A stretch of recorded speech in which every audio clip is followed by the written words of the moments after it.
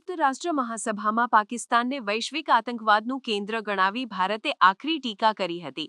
ભારતના વિદેશ મંત્રી એસ જયશંકરે સંયુક્ત રાષ્ટ્રના 78મા અધિવેશનને સંબોધિત કરતા પાકિસ્તાનનું નામ લીધા વિના જણાવ્યું કે દાયકાઓથી મોટા આંતરરાષ્ટ્રીય આતંકવાદી હુમલાઓના મૂળ એક જ દેશમાં જોવા મળે છે. તેમણે આ વર્ષે એપ્રિલ માસમાં થયેલા પહેલગામ આતંકી હુમલાને સીમા પારની બર્બરતા ગણાવ્યો હતો, જેમાં 26 નિર્દોષ પ્રવાસીઓના મૃત્યુ થયા હતા. પોતાના સંબોધનમાં વિદેશ મંત્રીએ સ્પષ્ટપણે જણાવ્યું કે ભારતને આઝાદી કાળથી જ એક એવા પાડોશીનો સામનો કરવો પડ્યો છે જે વૈશ્વિક આતંકવાદનું કેન્દ્રબિંદુ રહ્યું છે. તેમણે ભારપૂર્વક કહ્યું કે જ્યારે કોઈ રાષ્ટ્ર ખુલ્લેઆમ આતંકવાદને પોતાની રાજ્યનીતિ તરીકે જાહેર કરે, આતંકના કેન્દ્રો ઔદ્યોગિક સ્તરે ચલાવવામાં આવે અને આતંકવાદીઓને જાહેરમાં મહિમામંડિત કરવામાં આવે, ત્યારે આવા કૃત્યોની સ્પષ્ટપણે નિંદા થવી જોઈએ. તેમણે ઉમેર્યું કે ભારતે આતંકવાદ વિરુદ્ધ પોતાના લોકોની રક્ષા કરવાનો અધિકાર અજમાવ્યો છે અને તેના આયોજકો તથા ગુનેગારોને ન્યાયના દાયરામાં લાવ્યું છે. વૈશ્વિક સમુદાયને આહવાન કરતા જયશંકરે આતંકવાદના સમગ્ર તંત્ર પર નિરંતર દબાણ લાવવાની જરૂરિયાત પર ભાર મૂક્યો હતો. તેમણે ચેતવણી આપી કે જે દેશો આતંકવાદને પ્રોત્સાહન આપનારા રાષ્ટ્રોને માફ કરે છે, તેમણે યાદ રાખવું જોઈએ કે આતંકવાદ એક દિવસ તેમને પણ ભોગવશે.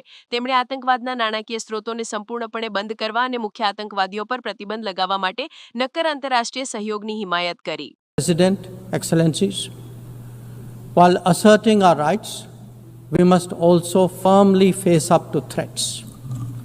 Countering terrorism is a particular priority because it synthesizes bigotry, violence, intolerance, and fear. India has confronted this challenge since independence, having a neighbor that is an epicenter of global terrorism. For decades now, major international terrorist attacks are traced back to that one country.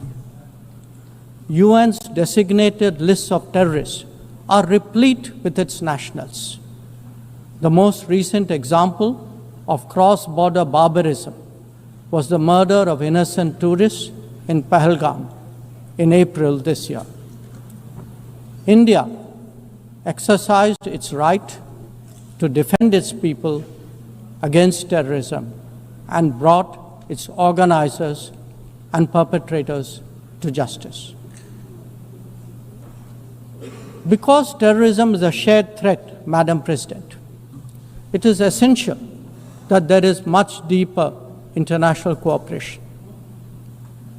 When nations openly declare terrorism a state policy, when terror hubs operate on an industrial scale, when terrorists are publicly glorified, then such actions must be unequivocally condemned.